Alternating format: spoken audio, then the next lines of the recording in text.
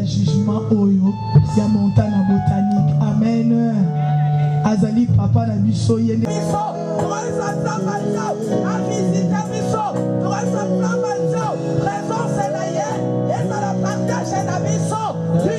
Jusqu'à la fin, la manière à dire la biso, il y a beaucoup de l'élo, tout le monde est là, yes, yes, on a besoin de toi, Jésus. Tout ça, la pour ça, la yo, la pour moi, la l'élo, tout ça, la yo, la ça, la yo, mon côté, assistez-nous, accompagnez-nous, orientez-nous, ça va dire tout ça, la pour ça, la yo, à cause de la yo.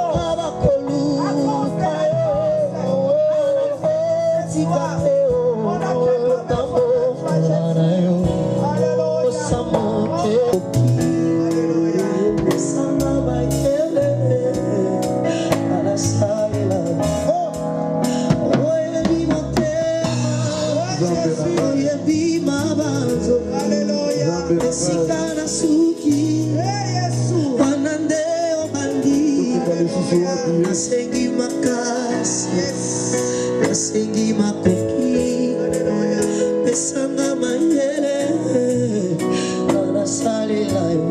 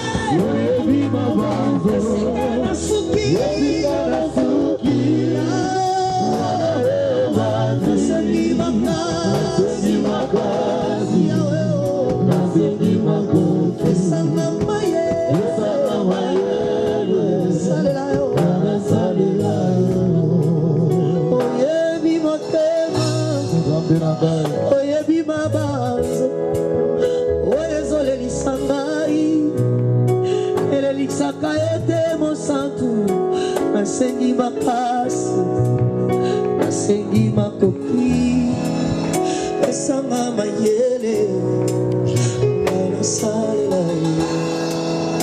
Oyebi motema, oyebi mabanzo, esika nasuki, wanade yo bandi, pesanga makasi, pesanga makoki. Pesanga mayele, alasalela yo. Oyebi motema, oyebi mabanzo, esika nasuki, wanande yo bandi, nasengi makasi, nasengi makoki eswe, pesanga mayele, alasalela yo.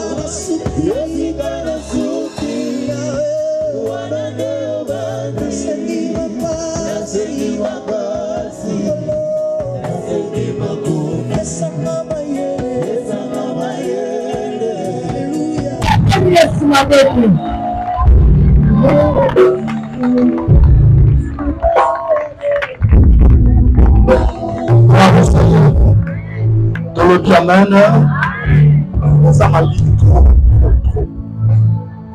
Babissé, pardon. Ça m'a lié trop. Le diamène, là on sentir au thé. Là il y a amen. Si quand ça me a pas mon rayon, on comprend. Walobi quand ça va pas mon lot, on comprend. Obi Mikolo Zoya Awa et ça combattre. Laisse-moi te dire la vérité. Na bisonion somutao souffrir kolekizanga. Pour la salide semaine na bon matongo pourquoi na la raté et silikamba la mort paf après 2 jours.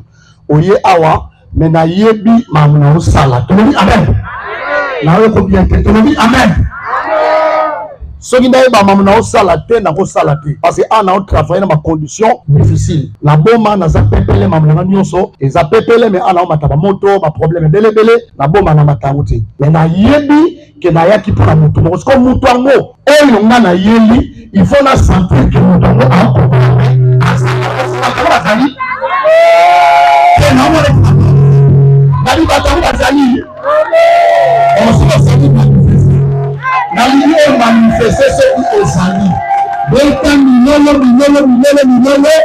gloire au Seigneur tolobi amen tolobi amen vraiment ko fanda parce que l'autre le baito sala tangu awa bakangaka avant nzamba pambola yo muto ye déjà muto to sikame na lingi mamna koloba oswango au sérieux parce que muto alinga loba no makambo na loba no lelo a muto oyo teke na ote yo makambo ka ya bibi mais naza muto makambo na loba na vivre ngo libota langa na bimeli na vivre ngo l'expérience naza ngo na ministère naza consacré depuis 2007 et pas papa nanga molimo le patriarche le Kondi depuis 2007 attaque un évangéliste. Donc, nous avons déjà le lot, nous avons 17 ans d'expérience dans le ministère. Tolobi amen.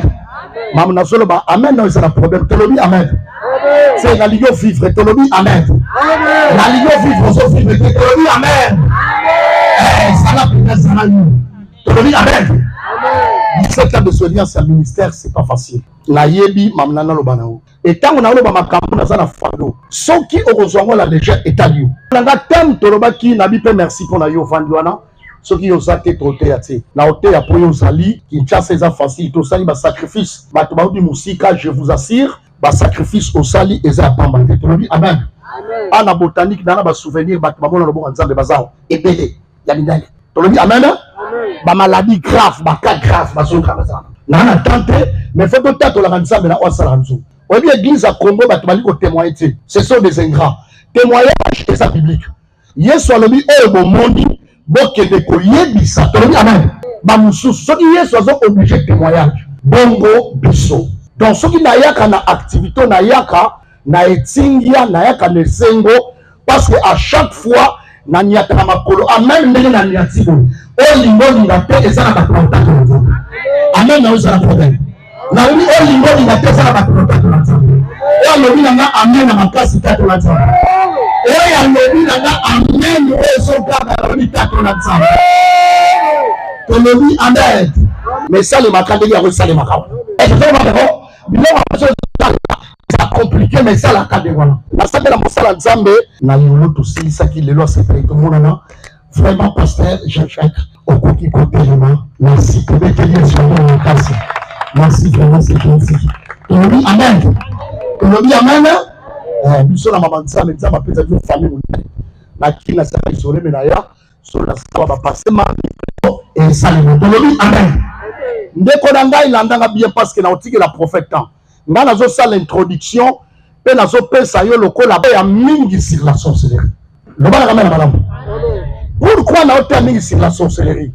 La vanda qui l'église biskanga nazo kamara boma. Nazo méditer, nkolo aebisaki ngai poussé par le Saint-Esprit que année oyo eza année ya témoignage na bana cité Peniel pe biskanyo so na osamu sala tolobi amen. Et nazwaki ba confirmation et ndenge na ndenge pe kaka na ne onzamba sali bato makambo ebele mingi basa l'église ya boma tolobi amen. Mais nzamba ebisingai poussé par le Saint-Esprit. Batebele bandi batele nzamba loba nzamba loba. Nzamba loba na ba songe, nzamba kolo bakana nature bo. Ya moni même Paul alobi est-ce que nature ezo conseiller binote. Nzamba kolo bana nature to tamba moni ko na même aboma ba lobela na zo grâce wana. So na biso ke tango na paye na bela tuberculose, tout à l'heure on comprendre. Moto oyo ako samba na ngaza liboma, na bomba na kombo krigo. Aliboma on comprendre de parce que ça mama libre. On aime ça mama na oyo bisayo, on sali bien de royi. Osoki ya solo ya ko sambela. Lelo pezo ko bima bongo te. Bena na zone liba, ba te belé bazam, ba ofifre. Mais na émission lelo, puissance wana et qu'on libérer ba au nom de Jésus. Soko le bina na amen nzamba lo na sala. Soko bakisi amen na makasi na lobi soki ezame na sena puissance à cette vie et qu'on libérer le bana na amen. loba na ngamia na malamu évolue soki bolongi kindoki te bobandaka kodéclare année à témoignage année à prospérité année à bona bozomonaka bato bazoya eloko ezosalema te mpe bato balembi eyango ekomi kosalema mingi na l'église ndeko landaka bien nana minute moke naotika prophète mais landaka bien na minute moke oyo parce que nazotiaka yo base comme ça ya alo nzambe asalinga grâce na convainca bato babedeka ngai même bisika nateyaka na baboma kuna baévangéliste balanda ngai mais fardeau on a zwaki ça me dit na dit bon ça va je dois se lever et na telemi oh loba na kambela malamu loba na kambela malamu et bien ça na bato mususu soki mikolo na zoli ya bien ala tabia tama na mutuka nyonso eza bien amona comme si ah ce sont des aventuriers c'est ça ce sont des bêtises moi je peux pas croire à des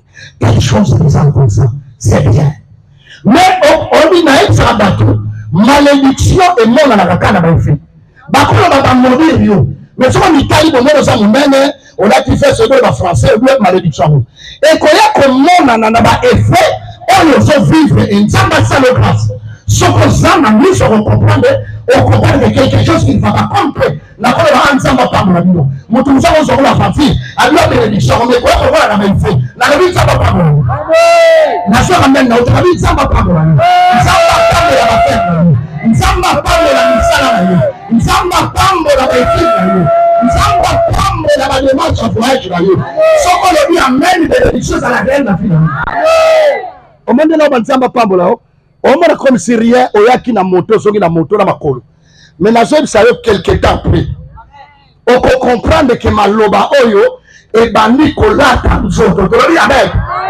loba na kamera bagabu na émission ndengo sa ko bandi ngabaki te yo ko pamba amen na li bandi ngabaki te yo ko bala amen bandi ngabaki te yo ko bota bandi ngabaki te soki musala orvani musala soki voyage balinga te yo ko voyager nzambe la kaso ko ya mai nzamba pa bola seko bakisi amen tika kola ko sala kabona zolo est-ce que nous pouvons son ba ko pas bola za réel na le usi ba ba na kera mabe na tele na teke ko sala nzamba pa bola on ne va jamais la prendre Jacob yende mukabe par ribe à la kera mabe mais na somo na Deutéronome 33 Moïse a telemi alobi ribe fils ribe a joie qui me fuluki yon besoin de la patate.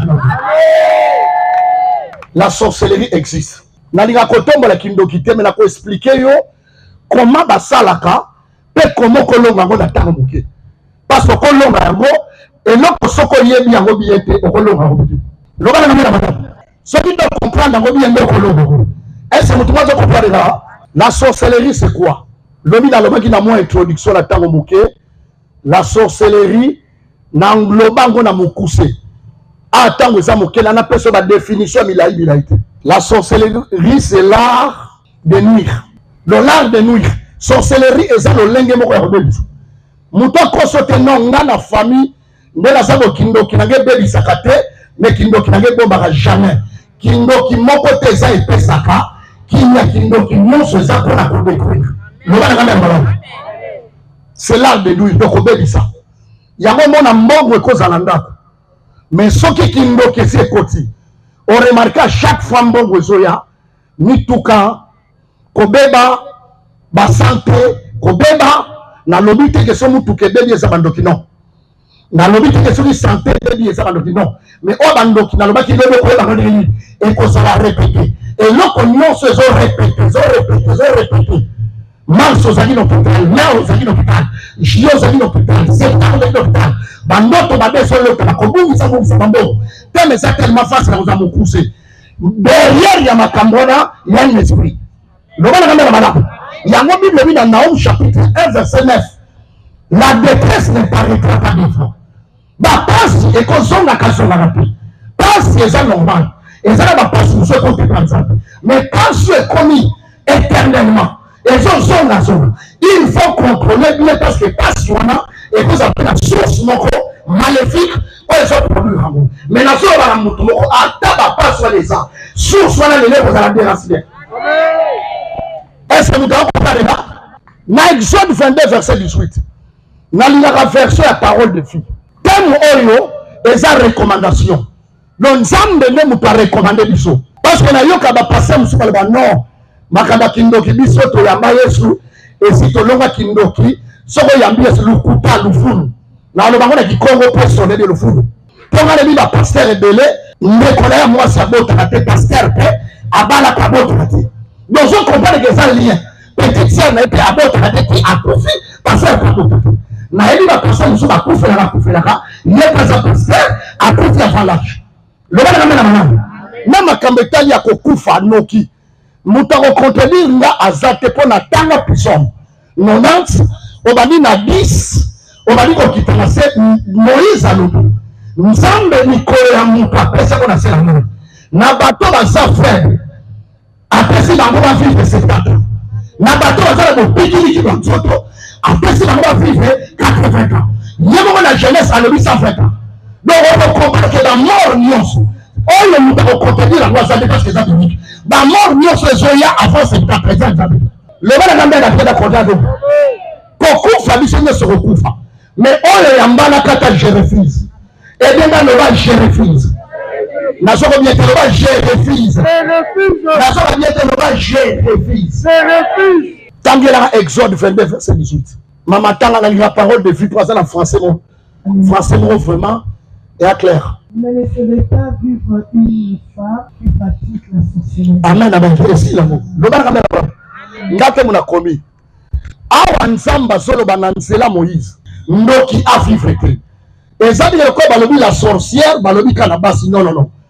Balobi yango pourquoi? Parce que nakana, bat bazaki mingi na pratique, ya sorcellerie, et zalaki mingi na basi. Mukolo oyo,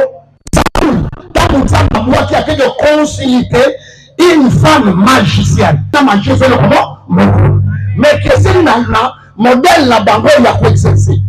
Mais bandoki on a ba cravate, na ba costume, na ba jipa makasi et belé et ça bandoki. Dans la sorcellerie et la magie c'est la même chose et que c'est y a tellement de est-ce que vous comprenez non? Amen. Est-ce que vous comprenez là? Amen. Il y a bandoki qui se passe. Baza salité te baza bana mikete de monaka bana bataba te me bana ba villa batanga makasi bakenda ba poto bana nyonso nde ba onyoko la biso mais la lobi misala wana les leçons de ça la famille de Kobeba. Amen. Non je connais mon bien sans douter dans les autres sur la la mission Kobeba na Kongo. Amen. On ne va pas la balade.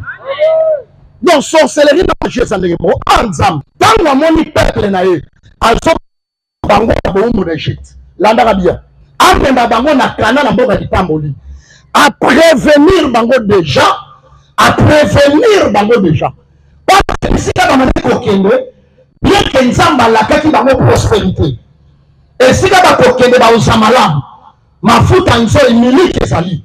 Mais Nzamba déjà qui si tu plus loin que mboka wana ba kovanda et mboka mokindo ke fanda makasi.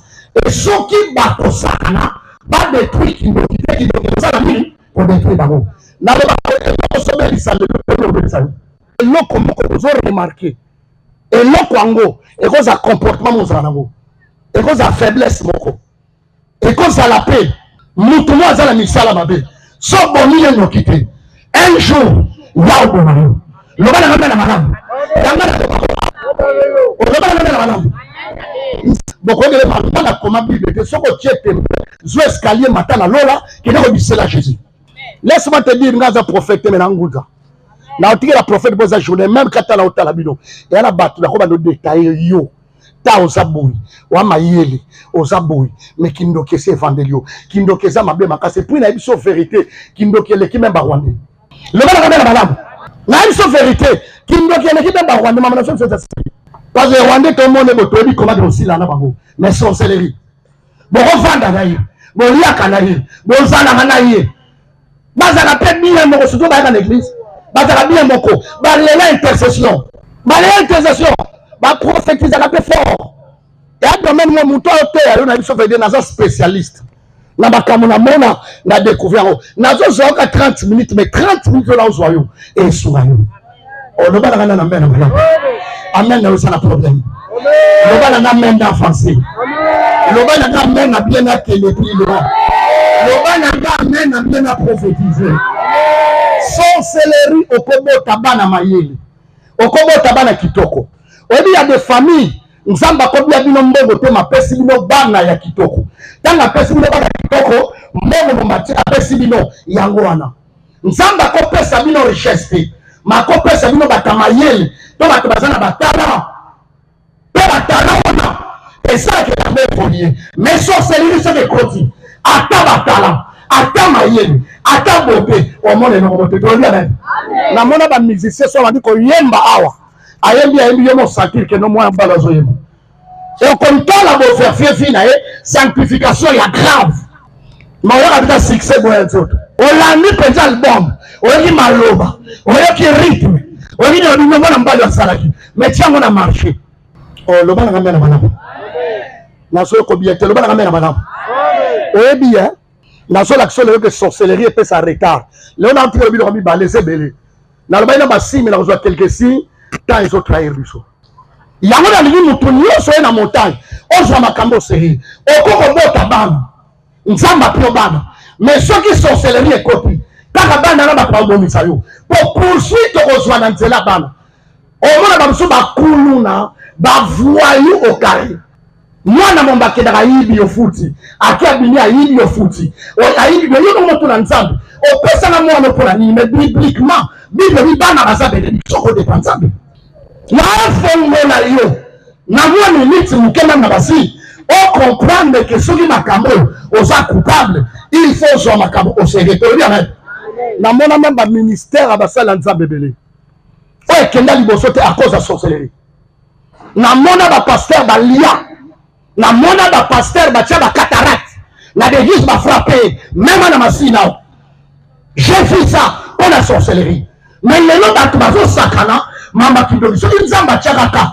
alobi ko tika ndoki afite nzamba yebi ke kindoki et a dangereux makasi ça muto nyonso na vie ana posa sepela ana posa vivre bien ko ba trafaka na jamais muto a sepela to muto salamala malamu ba kufa avalage ba izala ba loi établi parce que telle face ngambo so waka olo esunga na tango muketo lobi amen tolobi yango fo yebaka comment famille na biso fonctionner parce que kindoki comprendre na kozala en désordre parce que teme sa face kindoki esiblaka mingi famille église pesa famille ezala famille ba famille na biso biologique ezala l'église kindoki lela église fort pe lela ba famille makasi ya moni église ya liboso ezala na lola ye moko yeme ndoki mo sere tupakati Corée, Alibira, Bazala, donc il y a la carte au Sahara même dans l'église.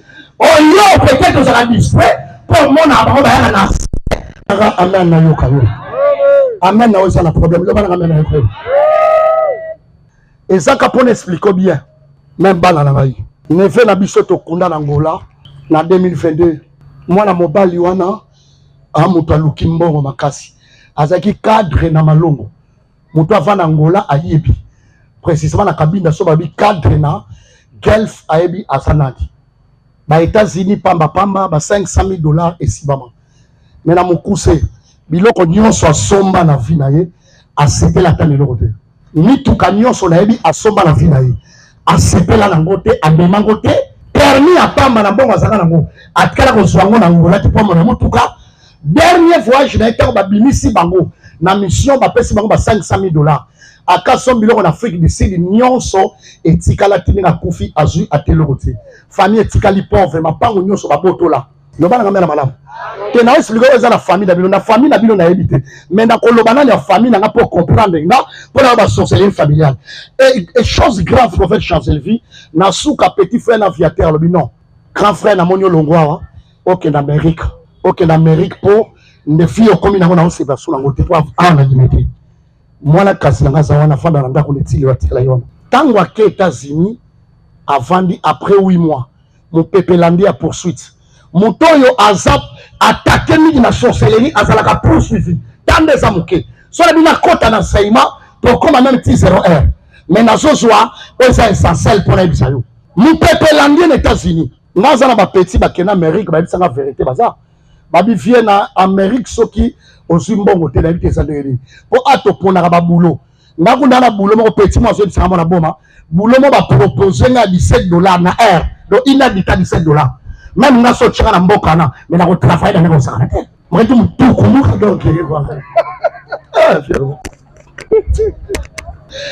Solo bi na menza papa bola yo ya moni bikola batu bala la raté na ba do même na bege na kake na zali boulot pour aider que soka beti 10 heures du temps prophétesse la vie à la $200 na mukolo donc ce qu'on a mais il y a que Amérique ceux qui sorcellerie écoutez-moi ceux qui sorcellerie et ça la carte la libota na bino dans yo ata wa prokéer le côté mamna so so na bien après 8 mois le binana songa na songa na ngai Aïbi anglais, Aïbi français, Aïbi Kiyombe, Aïbi Kikongo, Aïbi Lingala, Aïbi portugais, Aïbi latin, maman so Aïbi, Aïbi minokonyos.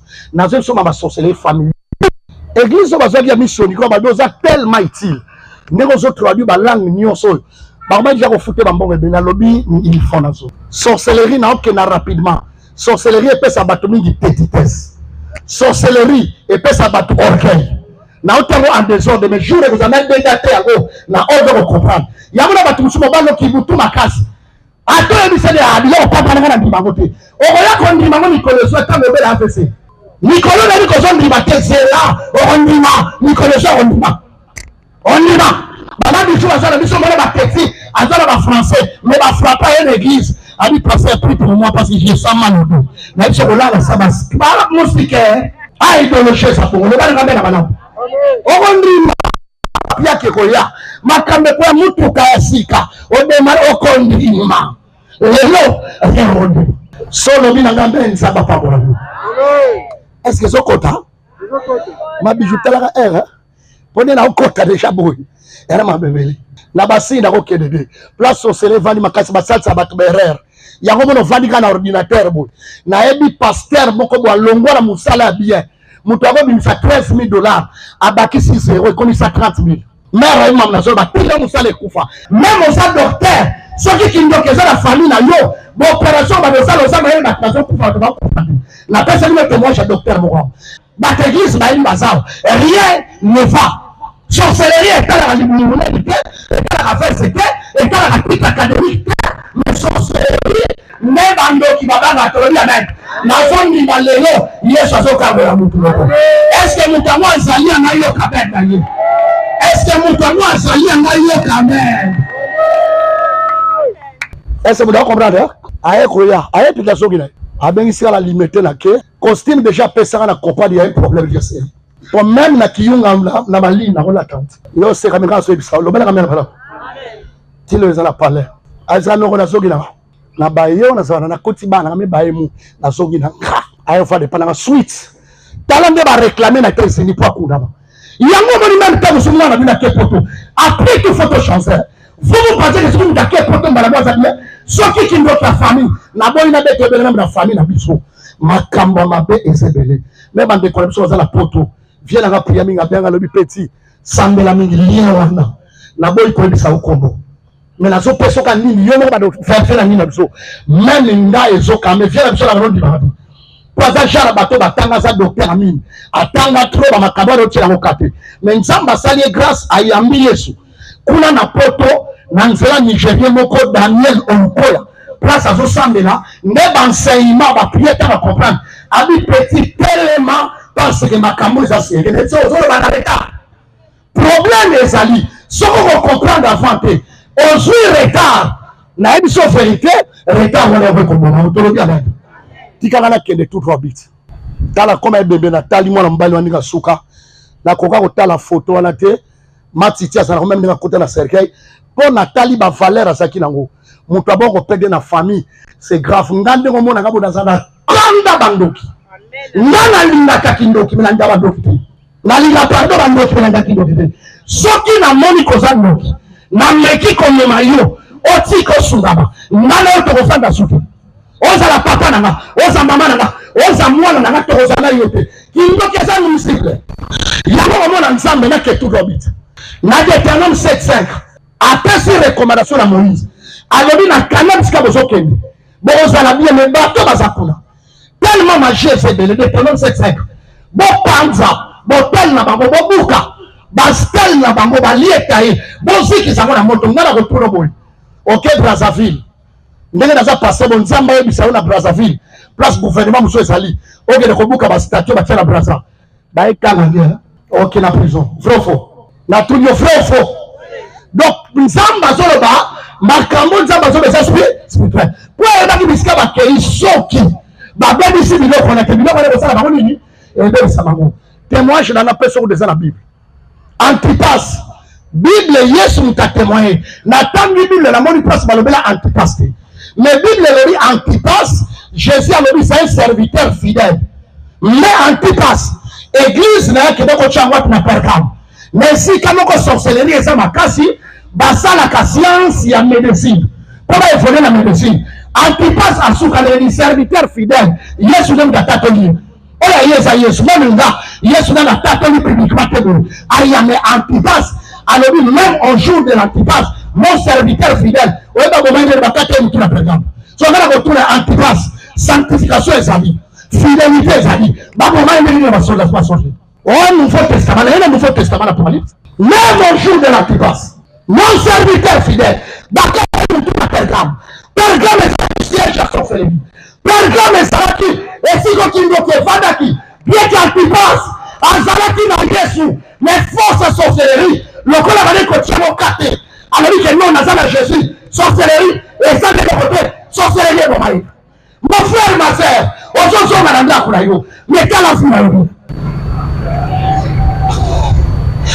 enfin na ole kalomba on a qui la prophète ngana za mopaya to yebi ngabisha bien mais la ngina peso conscience solo bina ngamen samba pabola yo so bakisi amen samba pabola yo okoza la grand courageux ngai nazaki courageux ko sakana te ngana ya na mama na ye Armeline mais tala sorcellerie la famille batu biso to mema na ngola lelo basala ba predo ne baloba na ngola ba immeuble ba komana ba mbongo bakida pour calmer biso soki je cité même mandra pour na réussir na bomba ngana na tourner boko ba S ameka msha alisi mtu kabila ba hokela bino omani teme ba kolia kala boka yeni kindokio kindoki suke sezuyo mamu nyoso mbona ka usala raison mais ça derrière rien ba ebe makabatu ba rêver ba musome mina mutuma kasi orgueil bandoki basaba orgueil ato pese conseil na yebi ni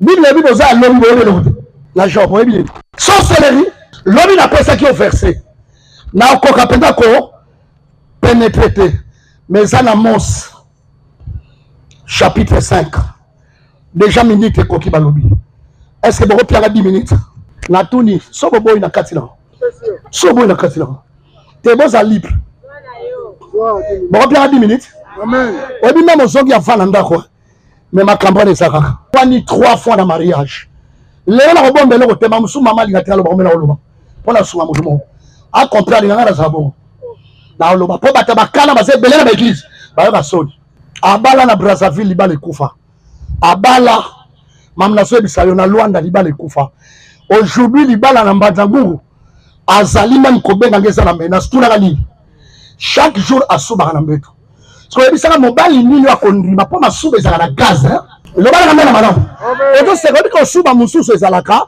ya normal même soit sorcellerie ngai na lina kindoki po na mona na bana ko suba tina âge 24 so tuna na prise diable simisala mère pardon na biko gratu mais makambo faut sunga ba po après tout na suba susu mais faut sunga ba to ya ba pour celui na côté te comprendre te mais diable a sévi ça touche na ke suba na mettre soldat na frontière na ba ensemble na salini c'est là ojo seka me kolongo na di mettre soldat soit dans la barrière après la chambre na on nous a dit ba kando bianga na marchandise belé ba lenge la ngai et là ba tato so na la tifesse ala qui peut menacer makambo se belé o bando kesi ba boba mais lelo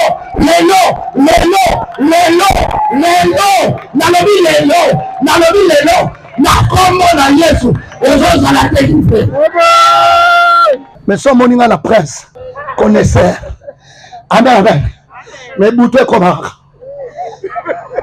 Le bal est là. Ozo c'est kabat, tout ça on est quitté quoi. Allah tu fais. Mais il y a quoi malgré tout. Ndenge bozo mona kabo soki bohe baki. Ezo so akana mais. Donc ceux qui va le faire mais le reste oye ko sambela mais. Oza kitoko mais. Otanga mais. Obala mais libala wa devenu. Et là batu musu bazwa libala mazwa mobilité. Et ça bela batu musu azwa mobile azwa libala. Combien batu ba na bureau? Pas en tout cas franchement nana posa na bimaka kana zakana kimia. Moment na premo kwa remplacer na lingina bala. Na bizara batu musu bazwa na babibo. Batu musu bazwa na bako bakonta. Na za compte to bala. Mais sambela kanzamba peso libala balo. Est-ce que vous avez là? Mais batu musu bala. Bama olukata ba moye biso be ba passer to zanga défaut moko to kundi ba to belé pour passer le moteur na mokilo même expérience pendant que ça va sur to bomi faut que ça la confession et ça la bala muswana ngana so vérité mais so ya sa ministère faut pas aider ba to bible le bi na mos 10 minutes na réseau chité pour na kata na sali ba côté Amos 5:19 papa moko a échappé ours a échappé lion. Tangu akomi na kati ya ndako na ye achie loboko na mira pema nyoka weza kina kati ya ndako esunye tolobi amen pa kufi longa sorcellerie ya libano longa sorcellerie ya wenju longa sorcellerie église mais en famille okokate talaka longi lion a échappé na ours mais ne sert pas de la maison amen bandako na biso ezandengeni ba famille na biso ezandengeni nazala tante faut na conclure lobana nga amen. L'obala amen. L'obala amen. Quelques signes encore le bagnon sauté. Mais c'est qu'il me que même dans mariage, même l'église on sentir incompréhension et grave. Dans ça même on a fait 7 signes à cause de temps on peut ça même 5. Incompréhension et grave. Ba maladie répétée. Ce que mbongoye maladie mbongoye maladie et ça ba maladie mususu mamutu nyoso bela. Net biso nyoso ba kufa na tuberculose. Tobando kufa na décembre balanda na 6 7e année diable ko sala biso cadeau mère akufi samedi grand frère musa akufi samedi la sorcellerie ezali ba mort précoce elangana eza normal que la famille na février tata kufaki na mars mwana baba kuta kufaki naza compte liwa que le bible dit c'est tata 80 ans nzambe mwa 120 ans na ndemi bale ozo la cousine akufi petit frère akufi kuna bazo kufa trop jeune. La sorcellerie ezali ba mort précoce ezala kebele soso bona mbeza nzambe biso salaki anda mutakufi anda mutakufi anda mutakufi anda mutakufi anda mutakufi nde balobana kikongo bakazi o baosala fierté famille nzambe nino akena koboma bato papa pe maladi moko lobana ngamba na maladi na maladi mo ba maladi nyonso ya kana manjo na biso za normal te na yebi to kufela officier moko mukoti monene tant musuma biso ko ebate abi pa ibanda grade na ngai biba taka na ketala e grade bini ya liboso ba akende sikana yeso mona mutu ba pesi lettre affectation na grade marqué kuna bana ko sala batona ba ebisie ato matio kiti a peut ko sala te adeni général le portala ka de voilà pour ba kabol na mona ko ba bi da ko sala pa ko sekate adia ko sala te avant du temps mukali ngameka bo paf paralysie les gens sont basés na sama belé mutu amayele okozala mboko za kitoko et sifirka yana kama batu mususu église au sakana nana mona batu baya batu ba français atanga makasi oza licencié ya ndenge ni oza médecin ya ndenge ni oza avocat ya ndenge ni esika kindoke fandi mingi même bana basi ba déception ça la mingi répété omona ka bakenda libala bino nyoso mabale kabwana bino nyoso ndenge moko ba citation identique beaucoup faka le 17 janvier nemba na solo biso ba beaucoup faka na ba décembre citation moko identique et ça la soso mona bongo et ça normal que yeba que sika wana puissance à sorcellerie zo sala tolobi amen na le but que pas sinon c'est ça bandoki non na biso ça la bakamo exceptionnel au ressentir en pesa ba biloko mo ça répéter tolobi amen na sambela na papa motango ba commissaire mokonzi ya compagnie nyonso numéro 1 neti lobby albenga na radio yaka ko sunga ngai ba nommer le lobby a commis a hôtel masute til wa tele mate pas afrique ndeko sambela naye kokumisa kindoki te me nazotali so koma basalaka mpe nazopesa remède mpo na lelo tokende na biso kosilisa tolobi amen. Même l'église place kindoki evandi incompréhension sogi bakanga bato mitema même bapesa mbongo te lobalaka mpe na malamu lobalaka mpe na malamu balongolaka même considération na basala nzambe omona église wana musicien aloba nyonso alingi na pasteur même protocole akosala nyonso na pasteur wana eza so église église wana odresaka bongo te kindoki soki ekoti eye ebomi nyonso basili na okoka te eza ebele kindoki soki esi ekoti esalaka nini ya liboso kindoki ememaka retard loba retard nzambe aloba 400 ans na bowumbu pharaon bakisa bango 30 ans nko place sorcellerie ezokoagir okoremarke ke sorcellerie ekoki kokanga destin bato te mepesaka retard lobananga mena malamu epesaka nini te yana bato mosusu age akobala yango na boyi te kobala na yo mokobala mbula nini na age okomi na kofo deja obala sorcellerie epesaka retard ezala baage mosusu so miboteli te bakomi so ménopause yango moni babiloko ebele kolinga to nzambe ayebi non fo totraite yango deja to lobananga mena malamu fiance boni baboni masala kokola na esalaka pasi petite sœur de moi c'est tout baye ba fiancé libale ko samedi sana novembre na 8e mois mobali aye ko bango bazaki na ba église moko bo bawanga na Yesu na otala ko église mais wana kana za frère na osala ba navette angola bando fana kabinda kana ko na talie nzamba la kisinga za na masque de vieillesse moko yebisa bango ndenge bango ba Jésus te yango na domaine talia ba message so mutandi ba message de tikaye ngale même ba pasteur na église na ngabi loko na ligango te problème les autres merci c'est là lokolo lingango te oya olingela ngona commission lokolo na malamu na ministère vous allez équilibrer faut faire très attention et ça la biloko tu soyez bien rien to déranger na za près na ni ngadi mna kofana moi si la limite biloko nyo ça pesa ba cadeau via moi na beba auti libala nikoleki na yodi babala ki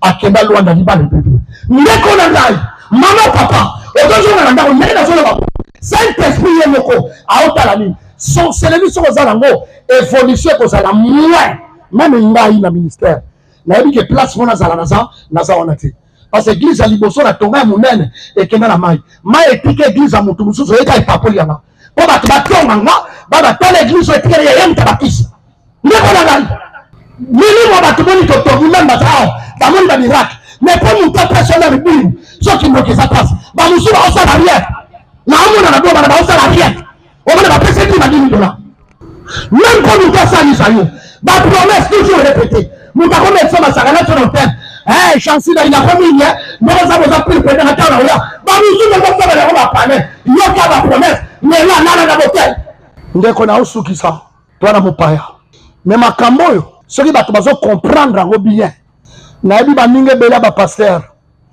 o ba saleli nzambe na crainte et tremblement babangi nzambe makufela kabasi akufela kabanda moko na mona penza kenda fandi abi nzambe na salani et bien auto sa jardin ngana ngana esprit ya olata te ngana esprit ya montagne o lo bana kamera baba na soko bieto lo bana kamera baba abi nzambe na salani sonia koini batu bakolo banini nanga na jena na sala kayo asalela kayo mais kabia pour ma famille les serpents de la maison lobana kamera baba esi avanda esi akota lobana kamera baba so ko sala babla ngana o sababla te na kolongwa boma tena ba risque comme na nzelo nanda ko sala ba bêtise hawo yango mateo na ote ya mutu moko nzamba aka pepe la bato nyonso te mata mutu moko poko lelo azonga na conscience pe délivrance na la vie na yo ko sala boete ko sala boete za identité na yo te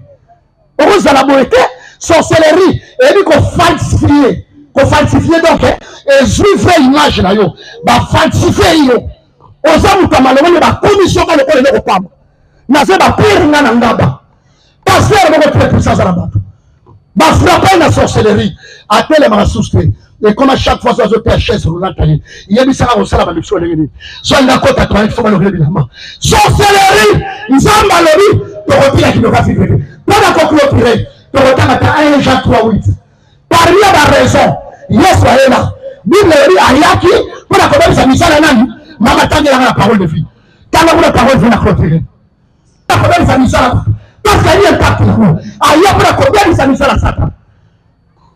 Comme conclusion, soki okotika hémorragie ya kindoki econtinue nde kufa ndenge bamaladi ebelebele na mona kedie lusete tanga yango toclôturer. Waouh. Nous sommes dans Jésus. Si quelqu'un commet des péchés, il appartient à l'esprit du mal. Parce que l'esprit du mal est pécheur depuis le début. Pourquoi le Fils de Dieu est venu? Pourquoi le Fils de Dieu est venu? Parmi les raisons, ayaki pona ba amperbi, ayaki na mabebele. Bible dit ayaki pona ça la justice. Mais parmi les raisons, ayaki pona nini? Il est venu pour détruire les actions de l'esprit du mal. Il est venu pour détruire les actions de l'esprit du mal. Obebisa misala nani ya ça? De misala Satan na babebisa ngo. Soka ozotika ngo etalio. Ngana kwa komemo na prière, telingi prophète. Amemo na prière. La salle introduction na combien pas na katikati. Mais mon amudazo wa conscience. Ta la vie na yo tanga bachik. Ta la vie na yo za mwasi kitoko. Ta la vie na yo. Mobali atika yo kebala mwasi moko taliye bien. O mitali pe momo kengala lekie. Mais mobali alobi yo te pora nini. Sorcellerie yombo. Ndeko na ngai ezo opportunité pese melio. Loba na ngamba na banako. L'homme de Juda partit avec sa femme et ses deux fils pour faire un séjour dans le pays de Moab. 2. Le nom de cet homme était Elimelech, celui de sa femme Naomi, et ses deux fils s'appelaient Machlon et Kiljon. Ils étaient Éphathiens de Bethléem de Juda. Arrivés au pays de Moab, ils y fixèrent leur demeure. 3. Elimelech, mari de Naomi, mourut, et elle resta avec ses deux fils. 4. Ils prirent des femmes moabites, dont l'une s'appelait Orpa et l'autre s'appelait Ruth. Et ils habitèrent là environ 10 ans. 5. Machlon et Kiljon mourirent. Aussitôt les deux, et Naomi resta privée de ses deux fils et de son mari. Parole du Seigneur. Nous sommes dans notre thème qui dit la sorcellerie détruit les familles. J'ai une petite pensée que je vais libérer ce soir pendant quelques minutes, juste quelques minutes. Et je crois que Dieu va encore nous faire du bien dans les temps qui va suivre. Une chose que je remarquais et que j'ai apprécié pendant que papa était en train de parler, papa Edmond, il a dit, la sorcellerie, c'est l'art de nuire. La sorcellerie, c'est l'art de détruire. La sorcellerie, c'est l'art d'abîmer.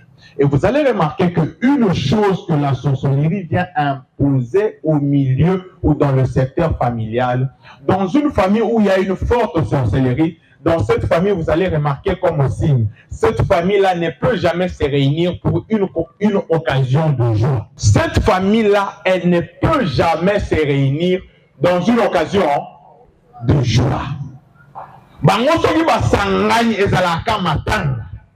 Bango soki basangani ezalaka mutu akoti prison poto bimisaye. Bango soki basangani ezalaka makambo moko il faut te résoudre. L'un des signes qui démontre que la famille n'a yokindo kiza makasi. Vous n'avez pas l'opportunité de vous réunir autour d'une occasion de joie. Mais une fois ou à chaque fois que vous vous réunissez, c'est parce qu'il y a un problème que vous devez résoudre. Et deuxièmement, comme premier point que je vais donner ce soir, la sorcellerie a pour objectif de combattre dans nos familles, premièrement, la longévité. La sorcellerie, elle combat premièrement dans nos familles la longévité. Longévité dans les années. Bon, l'un des signes qui démontre que dans votre famille, la sorcellerie a déjà pris l'ampleur. La sorcellerie a déjà pris l'impact. La sorcellerie est en train de détruire les vies et les destinées. Vous allez remarquer que dans votre famille, la longévité est un problème. Bino Batubaku Fakana 22 ans, 25 ans, 26 ans, 27 ans. C'est l'un des signes. Mais l'un des signes. Parce que si vous remarquez dans votre famille, vous avez ma famille, avortement, et couramment. Dans cette famille-là, la sorcellerie a déjà érigé un hôtel. Deuxièmement, si vous remarquez que dans votre famille, la stérilité a déjà pris l'ampleur. Yaya Nabino Aliboso, Abota Kite Ti Akufa. Baobalandi, Bazobota n'a pas ou bien Bazobota, la stérilité a déjà pris l'ampleur dans une famille. L'un des signes qui démontre que cette famille est dirigée par le puissance sorcellérique, la stérilité. Premièrement, je dis l'avortement. Deuxièmement, la stérilité. Troisième point, l'un des signes qui démontre une famille qui est dominée par de fortes puissances sorcellériques. Vous allez remarquer dans cette famille, c'est la mort prénatale. Parce que tout le monde a mingi na ba service à ba délivrance. Na ba service ba ka o elanda biso. Ce sont des choses que j'ai expérience na nga na opesa. Ce sont des choses qui nous arrivent très couramment. Je veux dire, l'un des signes qui démontre que dans une famille à la sorcellerie, c'est la mort juvénile, la mort des jeunes. Quand tu remarques que tu es d'une famille où les jeunes meurent, tu as à faire de grandes choses. Na moment où l'occasion bien ezoya na bavi na bango ne ba kufa ka ba jeune na famille na yo. L'un des signes qui démontre que na famille wana qui ne teza ezamakasi. Mais ce soir, je suis venu comme un sacrificateur de Dieu. J'ai dit et je décrète et déclare sur la vie d'une personne. Au nom de Yozawana, Okukufa kanaj bolenge na yote au nom de Jésus. Na lobiboni. Tel que tu es là, tel que tu es là. La Bible dit que David, après avoir servi au dessein de Dieu, mort a l'occasion où que la mort peut frapper à ta porte pour te prendre.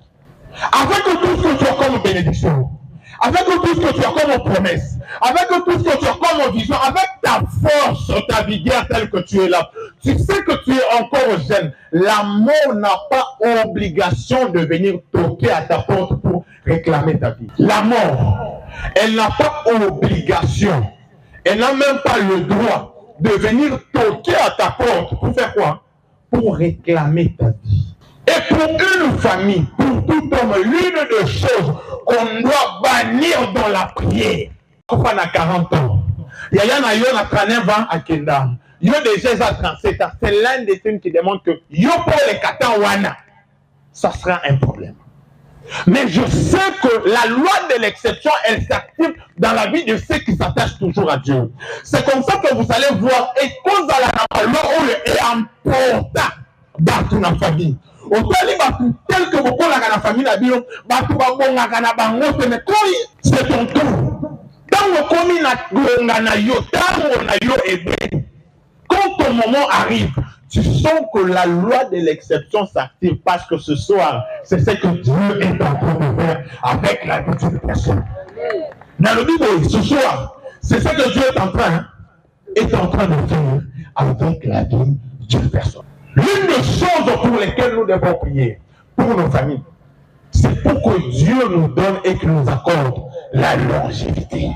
Et si tu remarques que dans votre famille, il y a la stérilité, il y a la mort prénatale, il y a la mort juvénile, il y a toutes sortes de choses qui arrivent pendant que Dieu n'a pas donné l'opportunité que ces choses-là prennent place. Donc, il y a un hôtel établi afin de vous réclamer vers une bassesse et vers la honte au niveau de famille.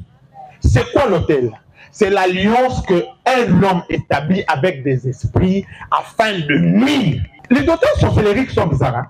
Tu établis l'alliance avec des esprits afin de nuire à la destinée des autres personnes. C'est ça la mission. Et à chaque jour, chaque jour, l'énergie n'a pas mais à chaque jour, et décide à caper, mon topé à combien de sa vie n'a eu à zappé. Une chose que moi je demande à Dieu, que Dieu te donne la longévité sur cette terre des hommes.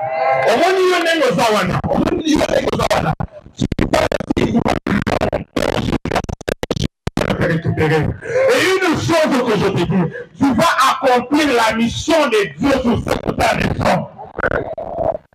Tu vas accomplir la mission que Dieu t'a assignée sur cette terre des hommes. Tel que tu es là, tu ne seras pas le front sur le tel de personne. Non, non. Tel que tu ne vas pas renforcer les forces et les capacités spirituelles d'une personne en mourant à sa place. Non, non, non, non, non.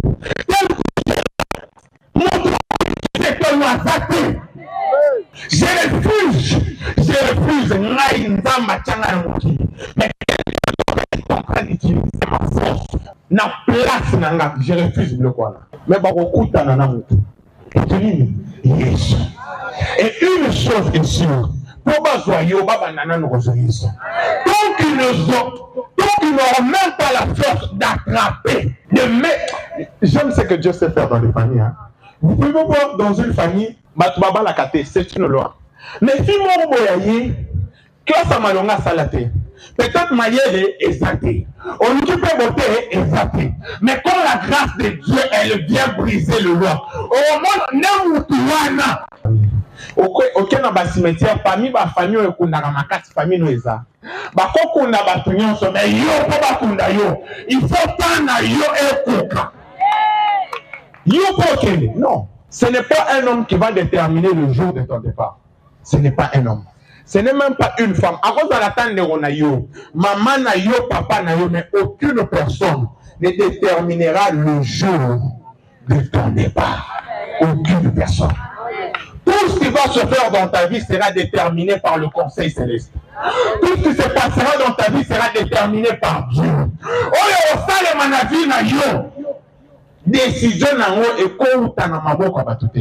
C'est comme ça que j'ai toujours dit aux gens et surtout aux enfants de Dieu. Nous, notre bénédiction étant enfants de Dieu, ça ne dépend pas des politiciens. Et le bail c'est que nous on a bien voté ou pas, non. Pour que Dieu te fasse du bien. Et quand à la terre, aux ans de moto, je représenter,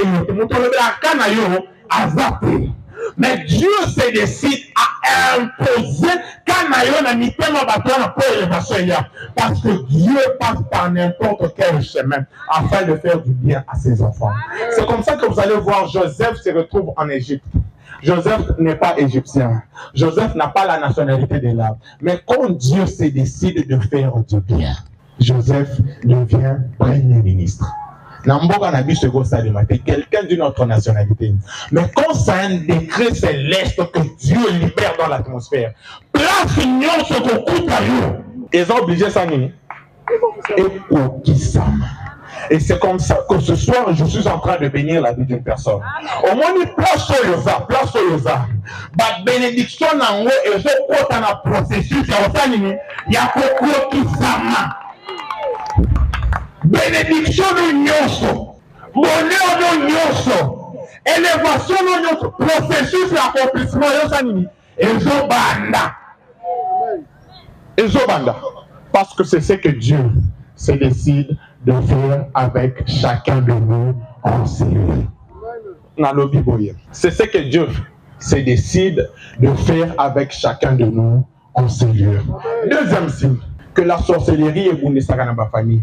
C'est la richesse. Les familles où il y a plus de sorcellerie, ce sont les familles où il y a plus de pauvreté. Parce que mission na bango eza ya kolongola yo bonheur ondamba bondisa pona bina yo. Et je dis à quelqu'un, tant que tu es là, au moins bonheur na yo, eza na maboko mutute. Ah, ndoki akosala na ye nyonso ya lingi. Akobongisa na ye nyonso ya lingi, akoplanifier nyonso ya lingi, mais pour que toi tu vives ta bénédiction, cela ne dépend pas d'une personne.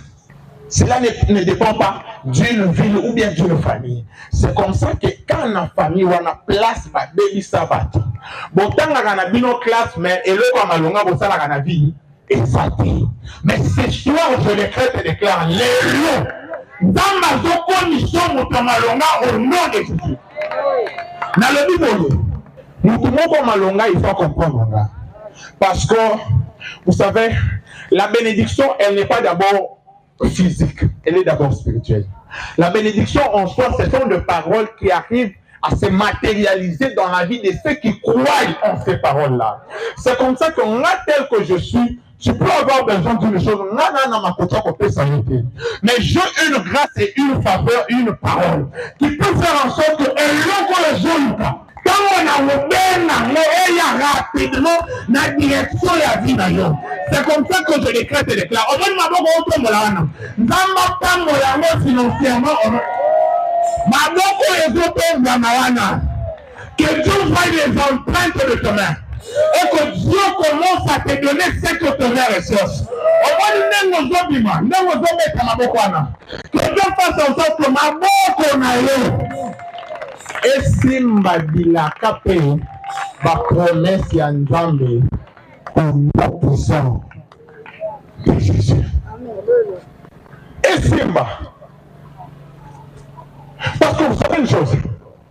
Quand Dieu s'est décidé d'élever une personne, il ne prendra pas le temps de mettre de côté ses adversaires. Il faut bénédiction na élévation à Vinayo. Et voilà, na milieu il y a pas trop qui vient. Il faut. Vous savez la gloire que ça fait quand quelqu'un t'a dit que toi tu ne peux rien faire. Mais Ndamba qui tient abondamment mais la famille a pétionné. Parce que Dieu, en faisant un miracle dans la vie de l'enfant de Dieu, il poursuit que la gloire fasse quoi? Lui revient. Au commun la place, mon le jeune wana au sale loka malongati. Basala ba sacrifice, basala ba incantation, donner à ma bénédiction no ba kula. Dieu va faire en sorte que. C'est pourquoi vous allez remarquer, la plupart basala kabisala mabe bakufaka rapidement. Dieu le kambi ba mona makambo, nzamba osala na kat na vie na yo. Ça devient moins glorieux aux awa. Batu babebi sa vie na batu balobaka makambo mabe baza awa na kin nzamba ke ko pambo lo place moko batu ba éviter non. Bénédiction nanga il faut sala makelele. Bénédiction nanga il faut lakisa monena nzambe. Bénédiction nanga il faut lakisa grandeur ya nzambe. Mais comment est lakisa grandeur ya nzambe? Kaka na nyonyo wana. Là où on a dit que toi tu ne peux rien. Est-ce qu'il y a quelqu'un qu'on appelle le non hasard? Là où on a dit que tu ne peux rien. J'aime ce que Dieu est en train de me montrer. Je suis en train de voir. Maman.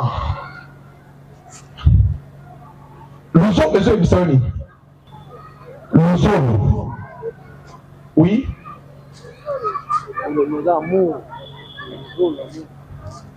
Annie Luzolo. Maman Annie Luzolo. Parce que Sam Azabi. Sam. Je vois un jeune garçon. Mais je vois ses amis Sam. Mais cette personne ou ce jeune garçon est rattaché à votre vie. Dieu est en train de me dire Mbengi Azabi, Mbengi. Moussou Sazaki. Yende Yaya. Ou bien, Boama Fassa. Ah, ok. Perside, Ndeyo. J'aime ce que Dieu est en train de faire hein, avec les familles. Vous savez, Dieu est en train d'élever plusieurs personnes en ces lieux. Dieu est en train d'élever plusieurs personnes en ces lieux. Amen. Plusieurs personnes. Dieu les élève en ces lieux.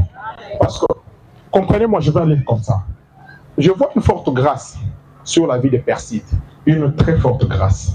Une très forte grâce. Et Dieu est en train de me dire que le ciel et la faveur de Dieu s'est déjà déposé sur ta vie. Parce que au Moni, Dieu veut t'ouvrir une porte. Dans le cadre de gestion informatique de gestion.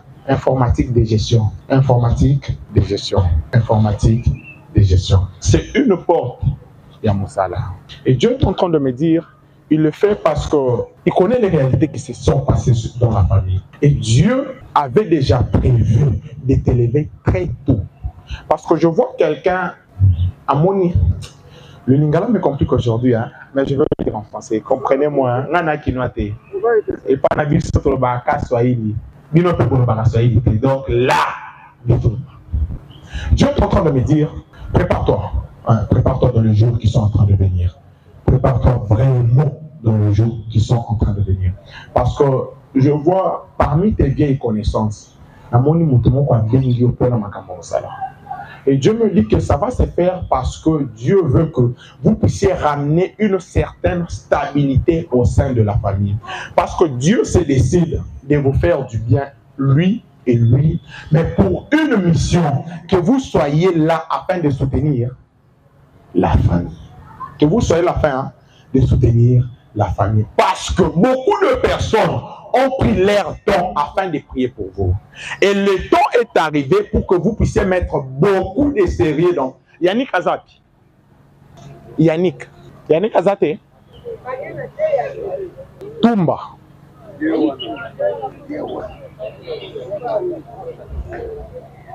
Je veux que vous soyez aussi ici. Yannick Tumba. Et Dieu me dit ce qu'il veut faire dans votre vie, c'est pour que vous puissiez d'abord prendre la conscience de la charge qui repose sur vos épaules. Parce que dans les jours qui sont en train de venir, je vois Dieu vous bénir financièrement très tôt. Mais une chose que Dieu me demande de vous dire, préparez vos cœurs. Parce que si vos cœurs ne sont pas préparés maintenant, l'argent que Dieu est sur le point de vous donner risque de vous détourner sur la voie de Dieu. Et Dieu me dit, rattachez-vous encore et encore à Dieu dans ces temps. La prophétie que je vous donne, c'est pour qu'elle puisse vous permettre de vous retirer où? Dans la prière. Afin que Dieu puisse accomplir ce que je vous dis très tôt. Très tôt. Et Dieu me dit que la grâce qui est sur vous, c'est une grâce vraiment exceptionnelle. Parce que vous êtes né dans des conditions, que Dieu vous fasse du bien. Que Dieu vraiment vous fasse du bien. Je vois le ciel ouvert sur vous. Mais je peux voir une balance. Une balance. Et pendant que je voyais cette balance, je vois un ange en train de mettre de l'argent. Je vois un ange en train de mettre de l'argent. Je vois un ange en train de mettre de l'argent. Et je peux voir cette balance en train de compter, en train de compter, en train de compter. Pendant que je fixais mes yeux sur cette balance, je voyais que le compte que la balance était en train d'afficher ne s'arrêtait pas. Le compte était en train toujours de monter, de monter et de monter. C'est comme ça que je décrète et déclare sur la vie d'une personne enseignée. Au monde de Mozawana, que Dieu t'enrichisse d'une manière scandaleuse. Que Dieu t'enrichisse d'une manière scandaleuse. Elle est là bateau. Elle est là bateau. Que les gens n'arrivent pas à comprendre comment Dieu va le faire. Mais je sais que Dieu va le faire. Très tôt, Dieu veut vous élever.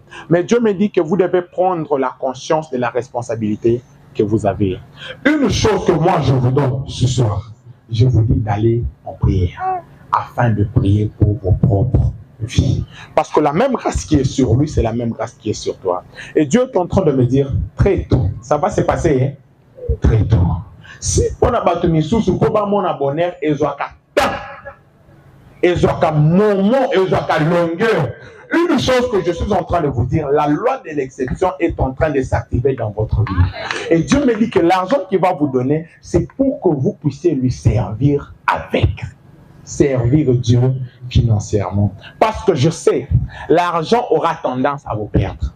Je sais. Et une deuxième requête que je vous donne, prenez le temps de prier pour vos cœurs.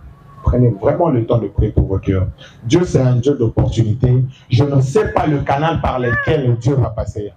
Kamiaku, Kamiaku, Sonia. J'entends ces noms-là dans mon esprit. Mais pendant que Dieu est en train de me dire, j'ai besoin de vous dire une chose. Le temps est arrivé. Mettez vraiment le sérieux, servez Dieu, parce que le porte vont s'ouvrir. Et quand ces portes-là vont s'ouvrir, n'oubliez pas ce jour et n'oubliez pas la mission que Dieu vous donne pour que vous puissiez faire. Servir Dieu et soutenir la famille. Parce que si Dieu venait vous faire du bien et que vous vous détournez, c'est votre vie qui va entrer dans une forte sécheresse. Le temps est arrivé où très tôt, Dieu veut faire et Dieu veut manifester la bénédiction de Dieu dans votre vie. Parce que vous allez remarquer, dans votre famille, il n'y a pas des gens que Dieu a vraiment bénis financièrement. Des grands noms qui peuvent faire la référence. Ces grands noms ne sont pas là. Et Dieu est en train de me dire que les références sont en train de naître dans sa présence maintenant. Ce sont tels que tu es là, comme Nayo, comme Noana. Ils ont comme référence mon copain Nzambe. Comme non. Ils ont comme référence mon aîné pour Nzambe. Et je vous dis une chose, que la sorcellerie des familles est Kobundi Sabino te pona rolonga bino. Écoutez les mains. mais écolon a binoté. Parce que la loi de l'exception s'est activée. Ne vous y trompez pas. Ne suivez pas le voie des amis. Ne suivez pas les routes et les chemins qui sont déjà détruits. Parce que Dieu ne veut pas vous voir sur ce chemin. Est-ce qu'on peut acclamer le Seigneur? Est-ce qu'on peut très bien acclamer? Est-ce qu'on peut très bien acclamer le Seigneur? Qui a comme retardé sa saison de visitation. Parce que par moments, ça t'arrive de poser les actes que tu vas regretter plus tard, mais que tu n'arrives pas à comprendre pendant que tu es en train de les poser. Et Dieu me dit que l'une des choses que la sorcellerie est amabée, qui ne est amabée. Mais je sais que vous et moi en ces lieux, nous allons dire quelques mots à Dieu afin de racheter sa vie. Je le dis comme ça. Nous allons dire quelques mots à Dieu afin de faire quoi? Afin de racheter sa vie. Par moments, ça lui arrive de poser des actes qui ont des conséquences graves, mais il les pose comme dans une certaine inconscience. Et Dieu me dit que tu devais le servir depuis longtemps. Depuis longtemps. Mais je ne sais pas ce qui se passe dans ton esprit. Par moments, ce que tu fais et ce que ta destinée te demande de faire, c'est deux choses qui sont complètement différentes. Mais l'une des choses pour lesquelles nous allons prier, que les saisons de visitation qui ont raté sa vie puissent revenir. Parce que Dieu, c'est un Dieu qui est capable de faire revenir même les choses qui sont déjà passées. Amen. Les saisons qu'il a passées, les saisons qui l'ont loupé, les saisons qui l'ont raté, que ces saisons-là fassent quoi? Que ces saisons-là reviennent. Parce que Ezra loi, la vie. Cet homme a servi Dieu. Cet homme a servi Dieu. Mais moi j'ai déjà vu et j'aime une chose que papa et de moi a dit. La sorcellerie peut même combattre un homme de Dieu. J'ai déjà vu une grande église à Lubumbashi. Mais église si je vous disais, ça va vous faire mal. Satan a côté dans l'église, qui ne a famille côté dans l'église, et il y a sa pasteur, qui va jouer pasteur. Et si là, c'est pourquoi si tu es homme de Dieu, prie autant que tu pries. Ce qui balongi yote, ba ko tata na nzela bana na yote pour t'avoir non. Ce qui balongi yote, ba ko tata nzela ya mwasi, mais quelqu'un de proche non. Parce qu'on peut te chercher yo bazi yote, mais ba ko tika na batu baza proche na yo afin de te détruire. C'est la mission de la sorcellerie. Mais ce soir, je dis à une personne, ba ko longa yote, bakolonga bana na yote, bakolonga basi na yote, baleki batu nyonso afami na yo moto bakolonga asate. Et à chaque fois que je vois cette église, basomba qui parcelle, église est comme habite. Pasteur a ça l'attention, santé est compliquée, je me dis, le diable est méchant. Pour les gens qui ignorent le diable, peut-être que les faits ils se sentent peut-être en exception. Le diable combat les destinées des gens jusqu'à aujourd'hui. Mais j'ai besoin que tu élèves ta main là où tu es. Que nous puissions racheter la vie de cet homme. Je veux qu'il puisse briller encore.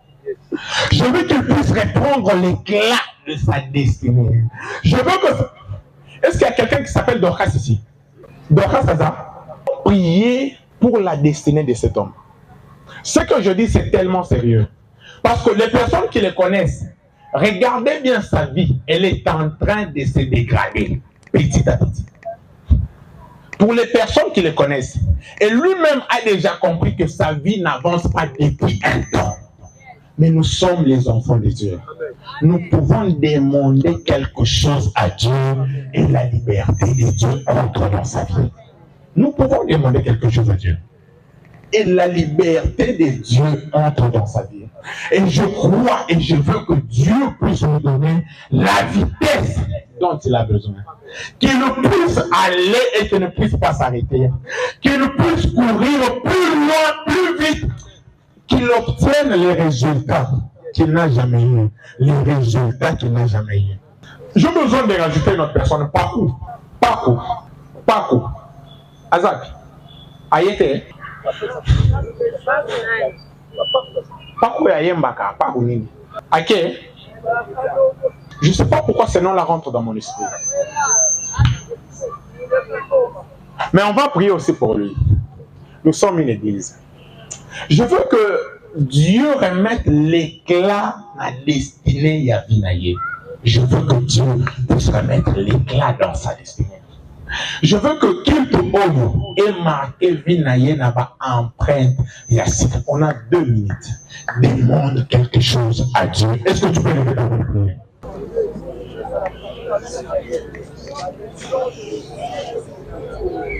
Nazobenga na nyonso et détruisant Vinaye.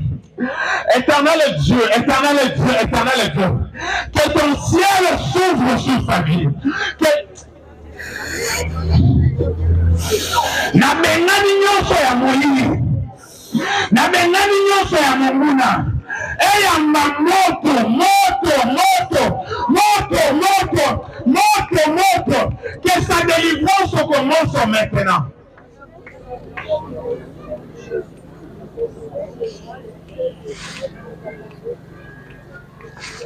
Que sa délivrance commence maintenant.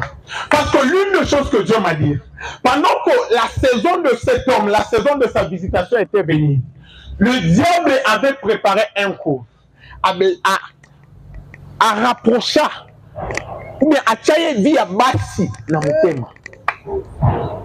Et depuis qu'il s'est livré à ça, sa destinée, je décrète et déclare. Je le prophétise comme prophète de Dieu. Bitumo elongayo ekolongayo lisute. Place okoya okokoya lisute.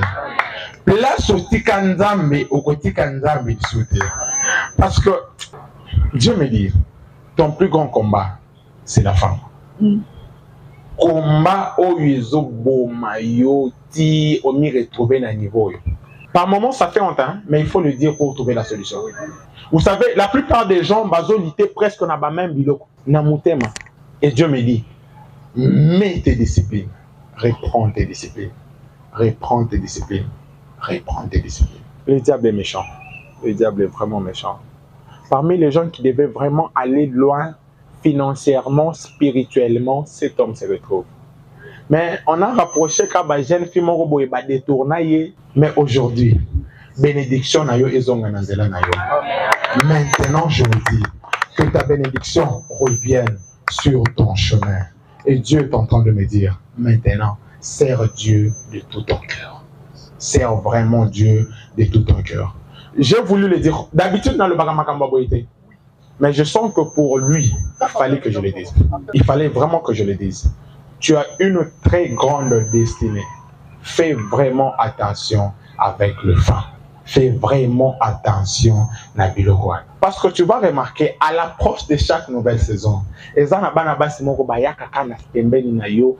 de te montrer mais c'est pour détruire ce que Dieu veut donner et mettre entre tes mains. Maintenant, je te dis, mais c'est à toi de résister. Parce qu'il faut que sa force na yo pour donc, toi, tu n'arrives pas à tenir, c'est compliqué. Il y a des gens qui connaissent des combats plus durs et plus compliqués que eux, mais que la force de Dieu entre dans ton cœur. Amen. Que tu ne puisses pas te perdre. Sers Dieu. Sers Dieu. Et je vois Dieu te faire du bien très tôt. Au moins 2025, je vois Dieu te faire du bien. Je vois Dieu te restaurer vraiment et vraiment. Je vois Dieu te restaurer. Dis-moi sur Botanaï. Ça fait les femmes peuvent retarder et c'est là mon temps. Bokobalaye. Et si Bobalani. Elle est venue avec une mission. Après mission, à Kenaï.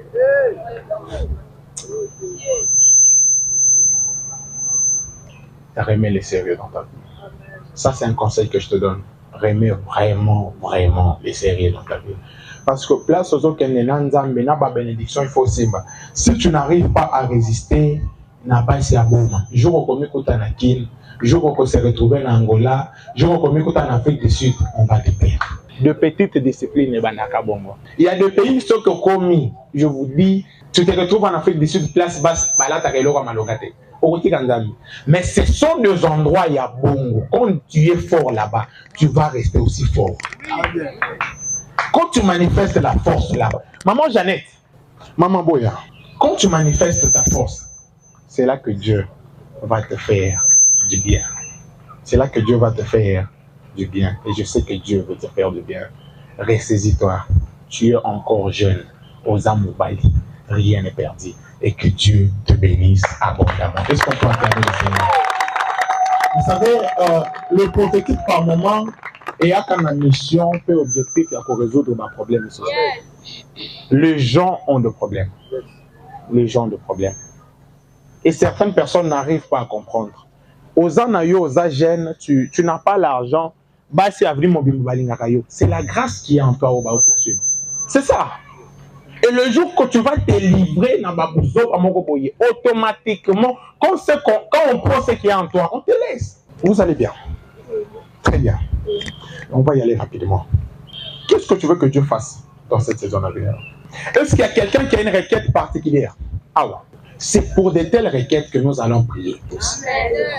Ce qu'on a bic ou bien on a un papier, comment requête ou à chaque fois que j'aurai l'opportunité d'intercéder, je vais prier pour ça. Tu sens qu'il y a quelque chose qui te résiste. Année après année, même maman voilà, année après année. Parce que, écrivez, moi j'ai besoin de porter quelqu'un en prière. J'ai vraiment besoin. Moi, depuis n'abandon pour ça l'intercession, je suis à l'intercession. Et ce que Dieu m'a donné comme mission, je suis un prophète de famille afin de résoudre le problème social. C'est ça ma mission. Dieu ne m'a jamais parlé sur une prophétie de la nation. Mais quand j'arrive quelque part qu'il y a un problème et que Dieu est obligé de faire. Dieu me dit, dans cette saison, Nathan Oyo, tu dois beaucoup plus prier parce que Dieu veut t'honorer. Dieu veut t'honorer. Parce que pendant que tu étais assise, je pouvais voir les mariages. Je pouvais voir les mariages. C'est pourquoi j'ai demandé à Rebecca Badorcas, ça combien. Mais je sais que d'habita. Et j'aime quand Dieu parle. Hein? Dieu parle avec précision pour éviter ma confusion.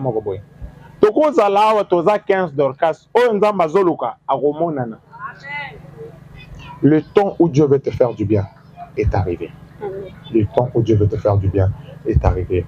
Et Dieu me dit de te dire, tel que tu es là, tu dois bâtir un hôtel.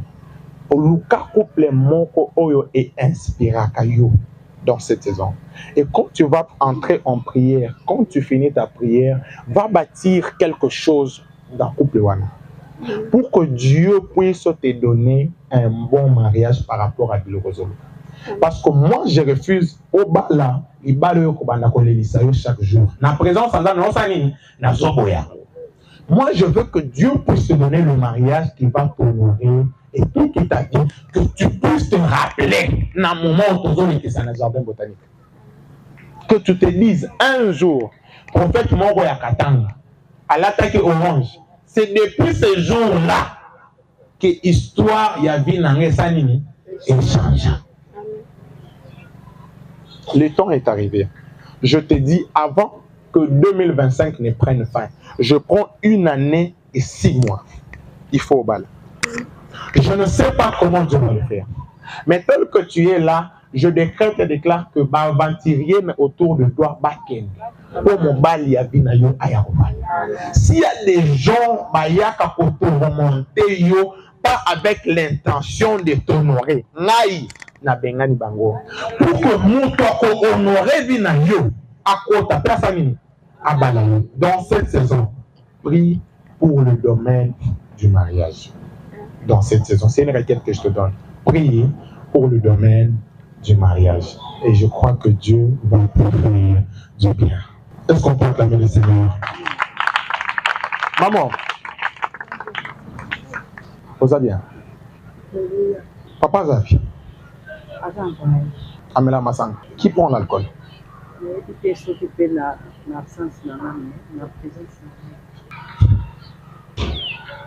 Parce que je vois à moi mon aîné de teint noir. Que Dieu vous fasse grâce. Que Dieu vous fasse vraiment grâce. Et là, je ne suis pas là pour ramener de problèmes dans une famille. Mais je veux vous dire une chose. Vous êtes dans un temps où vous devez beaucoup prier pour votre mari. Vraiment. Prenez le temps de beaucoup prier pour votre mari. Ba déplacement yazo sala, ba voyage yazo sala, na baninga o yazo côtoyer. Prenez le temps de beaucoup prier pour sa vie. Pour qu'un jour, mauvaise nouvelle ait à Kolanda yote. Je n'ai rien dit, j'ai dit seulement ça. Mais Dieu me dit que vous devez vraiment vous lever en prière par rapport à ça. Parce que la grâce de Dieu ne veut pas que quelque chose de mal puisse arriver au sein de la famille et surtout dans la maison. La grâce de Dieu ne veut pas que de telles ou de mauvaises choses puissent arriver. Dans ces temps, priez pour votre mari. Dites à Dieu que les déshonneurs ne trouvent pas place. Que les déshonneurs ne trouvent pas place. Parce que Dieu ne veut pas vous déshonorer. Et Dieu ne permettra pas que quelqu'un puisse ramener de problèmes dans votre vie. Mais par rapport à vos affaires, Dieu me dit, le temps est arrivé où les grâces qui t'ont accompagné il y a un temps, ces grâces-là vont revenir. Le bénédiction, voyage n'engo bando salango, voyage comme tu le faisais, tu vas répondre. Parce qu'on a mon avion. Dans le temps, tu le faisais beaucoup plus. Mais maintenant, ça n'est pas.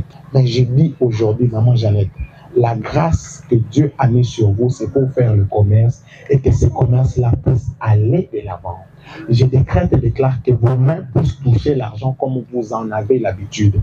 Et Dieu me dit que les finances qu'il a déjà mis dans votre maison, c'est pour que vous commenciez à soutenir aussi l'œuvre de Dieu. Vous priez dans quelle église? Dans votre église. Dans votre église. Dieu me dit, est-ce que vous pouvez vous dire? Oui. Dieu me dit, redevenez encore fidèle au Dieu. Quand vous faites les calculs, il y a des bénéfices. Parce que je vois que vitesse n'a eu par le dîme, vous allez commencer à faire comme ça. Après, quand vous faites le calcul, il y a makambo nayo. Initiez toujours Dieu. Parce que Dieu veut remettre une très grande saison de visitation et de gloire dans votre vie. Est-ce qu'on peut acclamer le Seigneur? Est-ce qu'on peut acclamer le Seigneur? Que Dieu le bénisse abondamment. Merci. Etiel Kabino, Sam, prenez le temps de vous rappeler.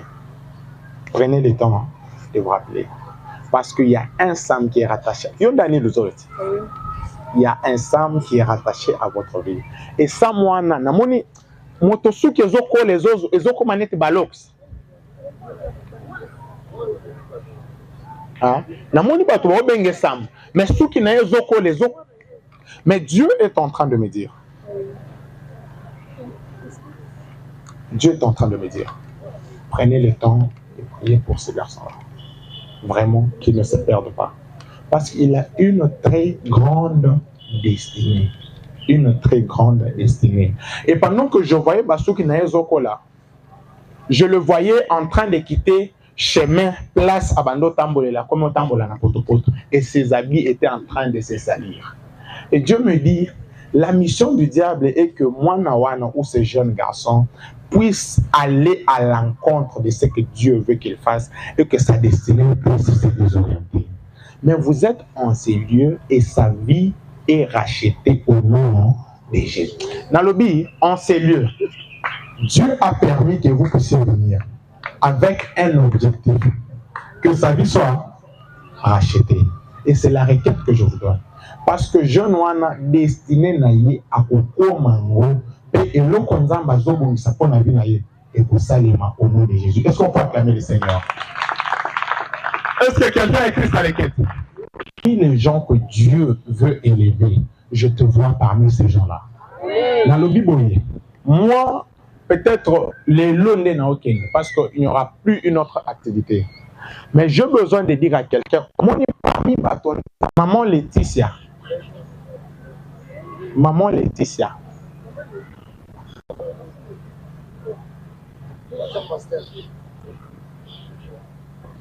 Ok. Maman Laetitia. Bonjour.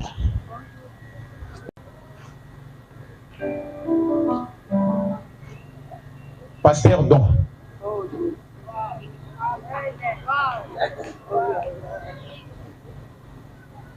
Et j'aime une chose que je suis en train de voir. Maman, c'est vous le pasteur. Pasteur, bonjour. Mais j'ai besoin de parler avec vous. Dieu est en train de me dire, la mission que vous devez accomplir, elle est très grande. Elle est très grande. Elle est très grande. Parce que je suis en train de voir...